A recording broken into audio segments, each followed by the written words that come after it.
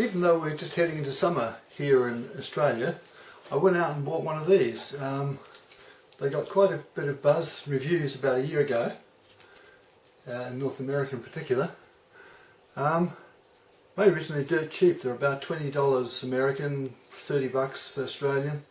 But for me, it's a nostalgia factor, because these things were all the rage in terms of a very inexpensive introduction to FPV back in about 2017, 2018. In fact, I've still got some of the originals. So if you look at these boxes, these two I've got here, you pair them, you have the E11, came in a variety of colours, and also the Santa drone. Now if I remember right, after Christmas had gone by, I picked up one of these for about 10 bucks. The retailers just didn't realise what they had. So before the whole brushless motor thing, these have got brushed motors of course, that's why they're so cheap. But after this, the whole brushless motor thing, high-pitched buzzy little things requiring configuration with Betaflight and stuff like that came in at heading up $200 and more.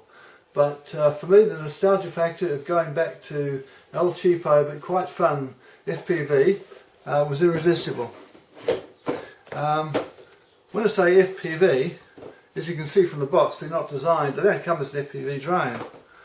But if you look at the 2018 version, just on the back here, you've got a couple of points where you can solder connectors. You've got a battery plus and minus on the back there, and you can attach a simple FPV camera.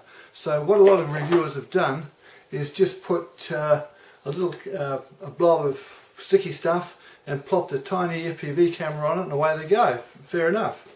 What I could do was build something like this, because I still had a decent little camera from back in the day when I was flying these things.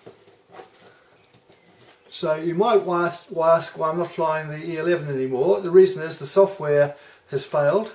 I changed the motors on, I wasn't sure what was going on, changed motors, and then I realised maybe the software had an expiry date built in, I don't know, but for whatever reason they don't work anymore. So I thought, well, I've got these cameras, which didn't cost too much, but I may as well kit one of these up and see how it flies. So what I'm going to show you now is the flight of one of these with a camera in our garage. Just before I go, one other thing.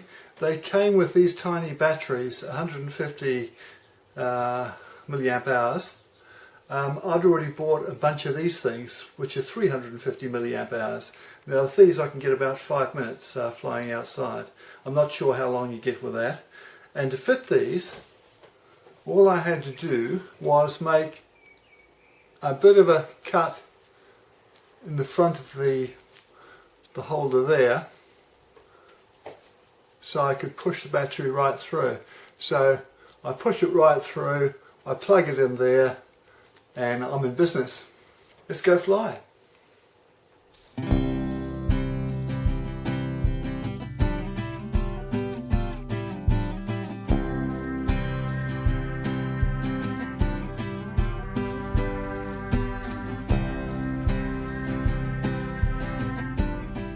Okay, a very big difference between this little drone and the earlier E11s is it actually allows you to hover. It's got a barometer, and if you take your fingers off the sticks, it'll just hang there at the altitude you're already at.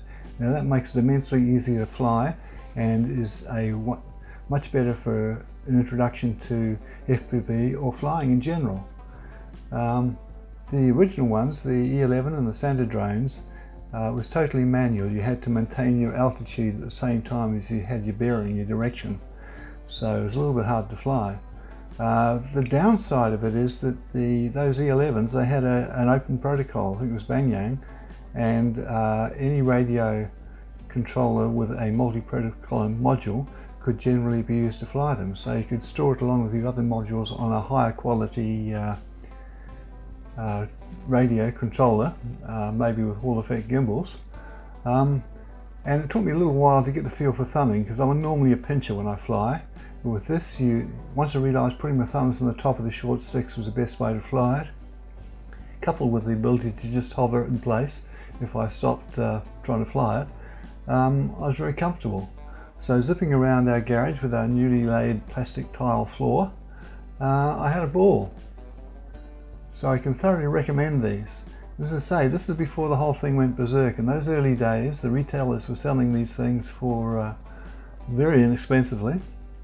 The brushed motors do eventually wear out, as I found, but the biggest problem was the fact that the software eventually failed on the E11s. Now, as it turns out, you can get a gimmick and you can flash new software to it. I just never got round to that, and I must admit I don't do that much in the way of indoor flying. I much prefer to fly outside. But for what they are and the cost, they're absolutely brilliant. I can't think of a better way to get into flying than one of these. So just zipping around, getting a feel for it and enjoying myself.